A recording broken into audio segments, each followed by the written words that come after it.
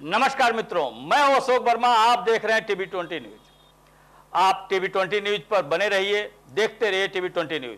नमस्कार। आज हमने ये महत्वपूर्ण प्रेस वार्ता इसलिए रखी है क्योंकि पाकिस्तान में कुछ तथाकथित ट्रस्ट भारत के यहाँ से बच्चों को लेकर बच्चों की ह्यूमन ट्रैफिकिंग के आधार पर मानव तस्करी का जो प्लान और साजिश बना रहे हैं, उसी के तहत भारत में सीमा सचिन मीना, जैसा कि अभी जानते हैं कि भारत में सीमा सचिन मीना अपने बच्चों को लेकर रह रही है और उसके खिलाफ कानूनी प्रक्रिया जानबूझकर शुरू की गई, जिसमें उसके चारों बच्चों, खासकर उसमें 3 बेटियां शामिल हैं, उनको मानव तस्करी के लिए विदेशों में बेचा जा सके। और इसीलिए भारत में बर्नी इंटरनेशनल ट्रस्ट, जो कि पाकिस्तान से संचालित होता है, और भारत के कुछ तथाकथित लोग भी इसमें शामिल हैं, और इस कार्रवाई में इन्होंने स्पेशल इस तरह के ट्रस्ट, बर्नी ट्रस्ट इस तरह की पावर ऑफ अटॉर्नी पाकिस्तान से जारी करता है भारत में मुकदमा डालने के लिए। ये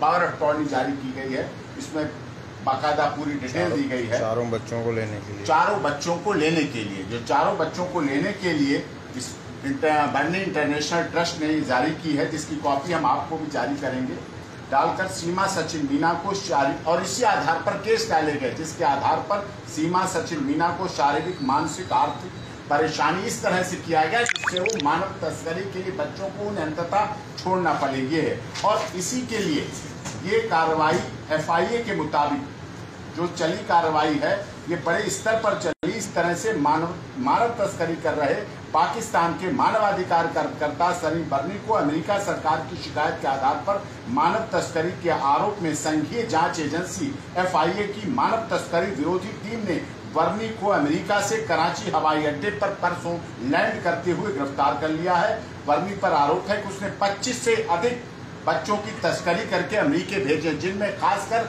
लड़कियां ज्यादा हैं। उनको भारी मात्रा में पैसे लेकर बेचा गया और अवैध रूप से बच्चों को बेचा गया। गिरफ्तारी के कुछ समय पहले से ही FIA बर्नी की गतिविधियों पर नजर रख रही थी और बर्नी वेलफेयर ट्रस्ट इंटरनेशनल इसको चला रहे हैं। FIR नंबर 126/24 बर्नी और उसके अन्य साथियों के खिलाफ धारा 420, 468, 471, 109 पाकिस्तान पैनल कोड और धारा 345 मानव तस्करी विरोधी एक्ट 2018 के अंतर्गत दर्ज करके गिरफ्तार किया गया। और इस षड्यंत्र में वसत अली खान, हुमैरा नाज तथा अन्य भी शामिल हैं और कुछ भारत के लोग भी उसमें शामिल हैं। इन लोगों ने पाकिस्तान की फैमिली कोर्ट जिला ईस्ट कराची में भी झूठे कागजात तथा सबूत देकर इसी तरह 3 अन्य लड़कियों को भी नकली कागजों के आधार पर लिया था।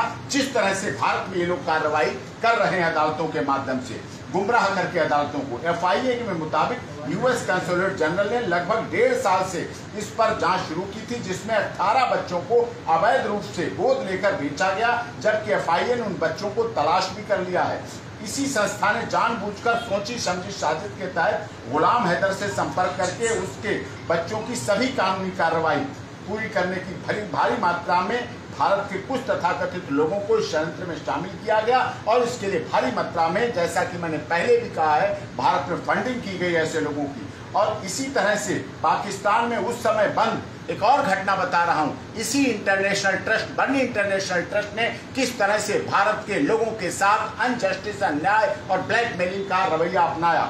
इसी तरह से पाकिस्तान में उस समय बंद सरबजीत को छुड़ाने के लिए उसकी बहन ने इसी बर्नी ट्रस्ट से 25 करोड़ और 2 करोड़ की मांग अवैध रूप से की थी। इस बात का खुलासा सरबजीत की बहन ने पाकिस्तान से भारत वापस आने के बाद मीडिया के सामने सार्वजनिक